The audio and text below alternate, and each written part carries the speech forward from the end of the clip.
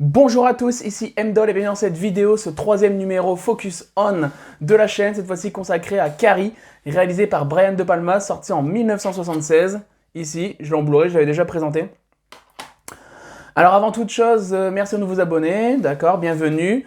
Je note également, aussi pour dire que je note toutes les suggestions que vous me faites en commentaire pour les prochaines vidéos. Je dis ça parce qu'on m'a suggéré une rétrospective de Palma, j'en ai à rattraper, donc ça arrivera, alors peut-être pas forcément tout de suite, mais en tout cas je n'oublie pas et je note. Donc voilà, film sorti en 76, Carrie, un film que j'aime énormément. Alors qu'est-ce que ça raconte, Carrie, réalisé par De Palma? Alors c'est une jeune adolescente qui a quand même la vie très compliquée, hein, parce qu'elle a sa mère névrosée par la religion, elle est harcelée par ses camarades de classe, et puis elle va se découvrir comme ça un espèce de pouvoir télékinésique, un pouvoir on va dire surnaturel. Alors c'est un film qui est adapté d'un roman de Stephen King, hein, c'est le premier je crois roman de Stephen King si je ne dis pas de bêtises, excellent, enfin j'adore déjà le roman de base. Et il était sorti en 74 ce roman, soit 2 ans donc avant la sortie du film de De Palma. Alors De Palma, il faut savoir qu'à ce moment-là il sort du succès critique de Phantom of the Paradise, il vient de tourner Obsession, et donc il lit ce roman de Stephen King qu'il adore immédiatement. Il demande donc à son agent, il se renseigne de savoir qui a les droits de ce roman, et il va découvrir que personne n'a les droits du roman, et que seuls quelques studios sont intéressés pour l'adapter au cinéma. Il va donc en faire l'acquisition, et va se lancer dans le tournage de Carrie. Alors le casting.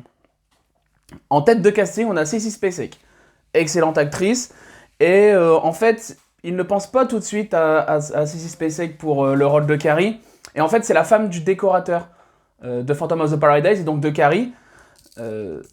Sissy Spacek est la femme de ce décorateur, donc pardon, je sais pas si j'étais très clair.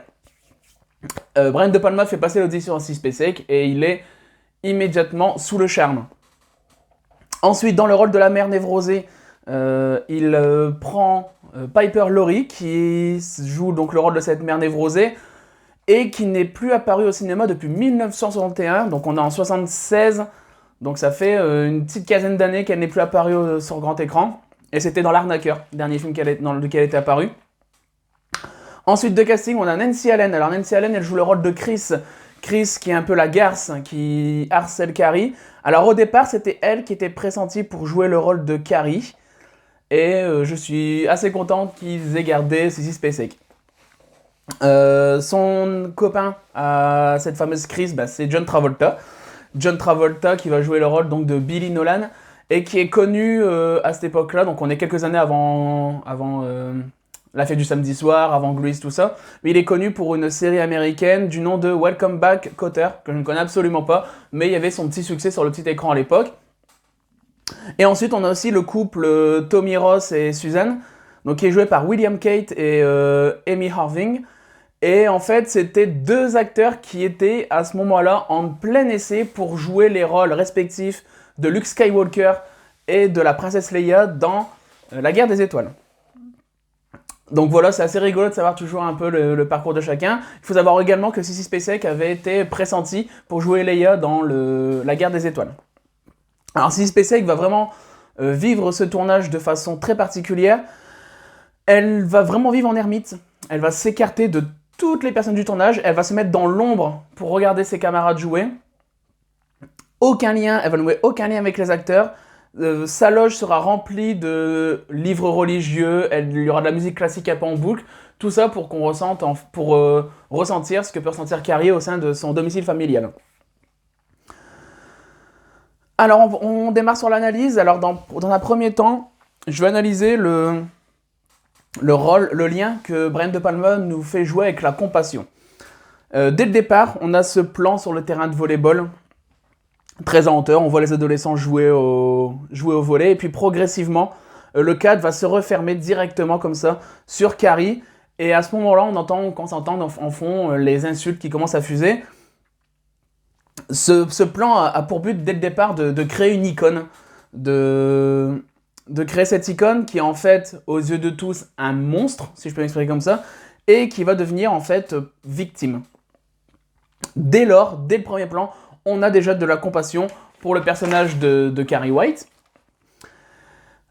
Cette compassion, elle va forcément s'agrandir au fur et à mesure du récit, puisqu'elle est victime également de sa mère. Elle est soumise un peu à ses préceptes religieux, ce qui permet également d'avoir une réflexion sur le thème de la religion et l'opposition que l'on peut y faire avec la liberté individuelle. Et elle est victime également de la notion du bien, qui est celle de sa mère. Il y a pas mal de plans comme ça, notamment dans le premier quart d'heure en contre-plongée, qui montrent donc la domination de la mère sur Carrie. En 15 minutes, donc avec tout le passage dans les vestiaires et tout le passage dans la maison familiale, eh ben, la vengeance devient tout de suite légitime aux yeux du spectateur. Puisqu'on éprouve de la compassion déjà pour son caractère et sa timidité maladive, sa compassion au niveau social, parce qu'effectivement, elle a vraiment du mal à trouver sa place. D'ailleurs, même le directeur ne connaît pas son nom. Et on ressent directement cette part, et ça c'est grâce au jeu également de Sissy Spacek, mais cette naïveté qui est touchante chez Carrie, cette sorte de petite fille Cendrillon, hein, en quelque sorte. Et d'ailleurs la scène du bal, cette naïveté touchante, on y est vraiment focus, et on sent vraiment que cet happy end est impossible. Je reviendrai plus tard sur la scène du bal, je vais un peu plus détailler. Ensuite, bien évidemment, Carrie, c'est un film qui va parler de la religion et donc du péché originel. Et Carrie peut être vue un peu comme le personnage de Ève. D'ailleurs, Ève, dans la Bible, c'est un peu le premier monstre, on va dire, de l'humanité. Et donc à l'apparence d'une femme. Parce qu'en fait, voilà, Ève, c'est la femme qui fait soi-disant basculer l'humanité dans la douleur et le péché.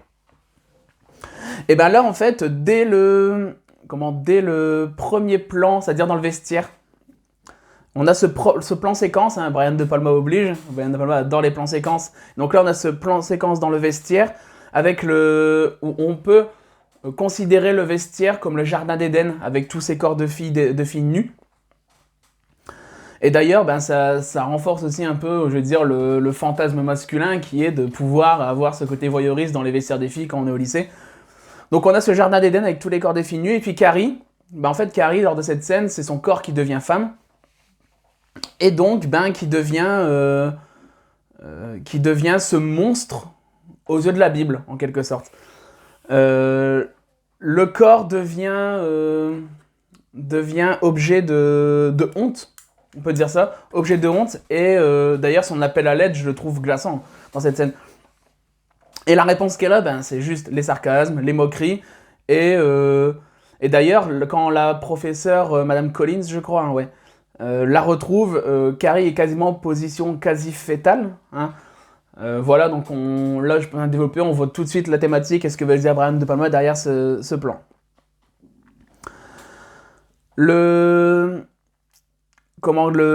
L'opposition que Carrie a avec sa rivale, on va appeler ça comme ça, c'est plutôt sa tortionnaire, on va pas aller jusque là, mais vous l'avez compris. Entre Carrie et Chris, c'est un peu la scène. Alors scène au sens C-E-N-E, au sens biblique. On peut dire que Carrie c'est une sorte de Jésus et Chris une sorte de Judas. Et d'ailleurs, tout simplement, le piège tendu par Chris, c'est un peu comme si Jésus tombait directement dans le piège de Judas. Et donc forcément, là, on va s'intéresser un peu à la vengeance de Carrie. Alors, je parlais tout à l'heure de happy end impossible, et c'est vraiment, c'est le cas. Et ça, c'est grâce également au brio du montage de Brian De Palma, qui va rendre cet instant vraiment interminable, alors qu'on sait la finalité, on la voit venir, on a tous ces plans, on a le plan sur le seau, on a la musique qui devient plus sombre, on a personne qui comprend, on voit tous ces visages un peu heureux, mais personne ne comprend vraiment. Et d'ailleurs, le moment où le seau tombe, on a ce silence qui est assourdissant, qui fout les frissons. On a forcément ce parallèle qui est intéressant au niveau du sang, parce que Carrie est recouverte de sang de porc, et donc on peut faire le parallèle avec le début du film et le sang des règles, et ce sang révèle un peu ses pensées impures. Le sang la salit, le sang du début et le sang final la salit, et on a un peu cette image Carrie comme ça avec le sang de porc sur elle, un peu cette image de vierge un peu souillée. D'ailleurs, dans la mise en scène, le rouge devient ici couleur dominante. Et voilà, tout notre écran est rouge et c'est forcément la couleur du sang et de la violence. Carrie prend possession en fait dans cette scène de son corps de femme. Ici, elle est vue comme une sorcière. Hein, d'ailleurs, Eve était un peu vue comme une sorcière. Bah, ici, Carrie est vue comme une sorcière. La façon dont De Palma filme cette scène en split screen, c'est-à-dire écran divisé, qui oppose toujours le regard de Carrie, qui est impressionnant, à la terreur des autres adolescents. Là, on voit vraiment qu'elle s'est émancipée de sa mère, elle s'est émancipée du regard des autres. Et en fait, la seule façon qu'elle avait la seule façon dont elle avait l'opportunité de réaliser cette émancipation, c'est de passer par le mal. Et le mal était nécessaire pour que Carrie puisse s'émanciper de sa mère et des autres.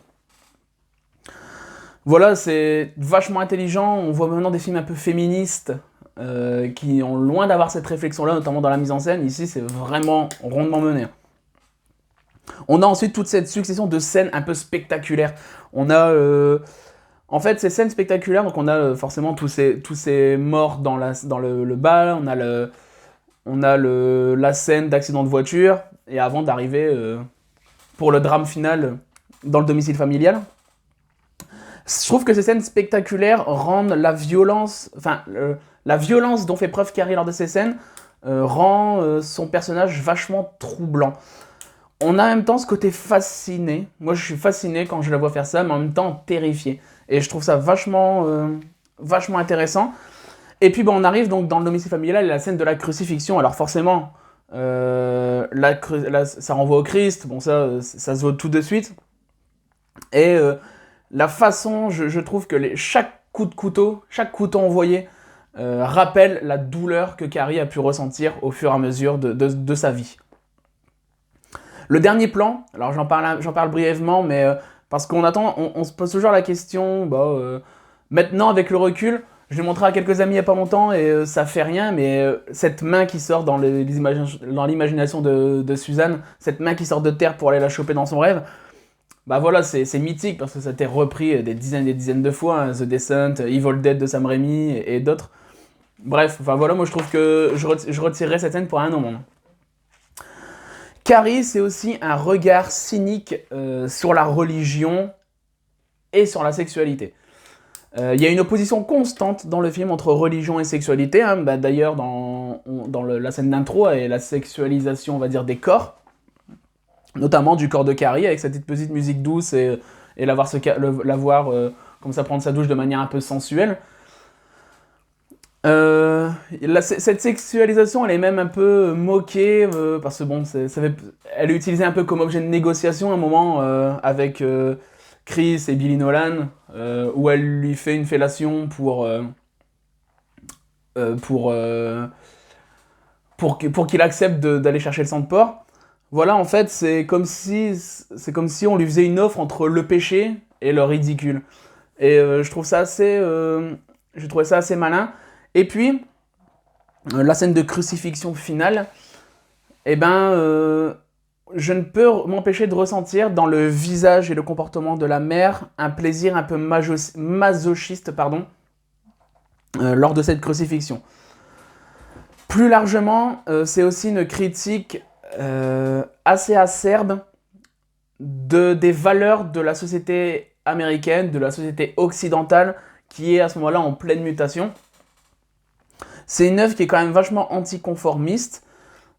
On montre ici un lycée, une jeunesse qui est un peu formée par la répression et qui doit entrer dans le rang. D'ailleurs, alors là, c'est peut-être moi qui théorise, hein, mais si vous vous souvenez, lors des scènes de sport, toutes les filles sont habillées en tenue t-shirt jaune, short noir. Et ça me fait penser, jaune et noir, ça fait penser à l'abeille.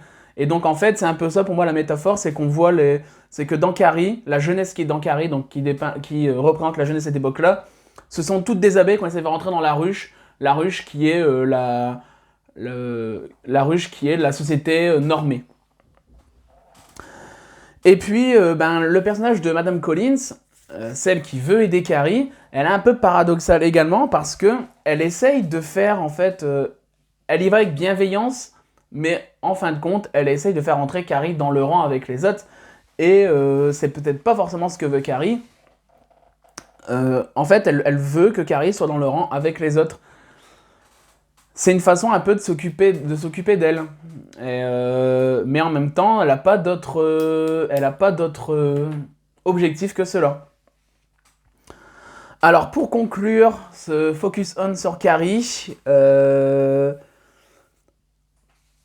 il y a d'autres choses que je n'ai pas parlé, notamment la musique de Pino Donaggio. Alors, il y a énormément de similitudes avec Bernard Herrmann. D'ailleurs, il faut savoir que Bernard Herrmann était pressenti pour faire la musique de ce film, mais il est décédé avant le tournage. Et donc, on a même ce son strident qui rappelle forcément Psychose. On a ce cadrage millimétré constamment. Et De Palma utilise vraiment toute la profondeur de champ afin de toujours montrer les émotions des personnages. Et à un moment, il y a un plan lorsque le personnage de Tommy Ross lit son poème. On la voit directement, elle qui est au fond de la classe, on la voit directement au même plan que le personnage de Tommy Ross, donc pour voir les réactions des deux personnages. Décor, lumière, tout est très travaillé. Les scènes dans le domicile familial qui respirent un peu la religion, c'est filmé à la bougie, donc c'est vraiment très bon. Donc voilà, il y a eu des remakes, il y a eu un téléfilm en 2002 je crois, il y a eu une suite que je n'ai pas vue.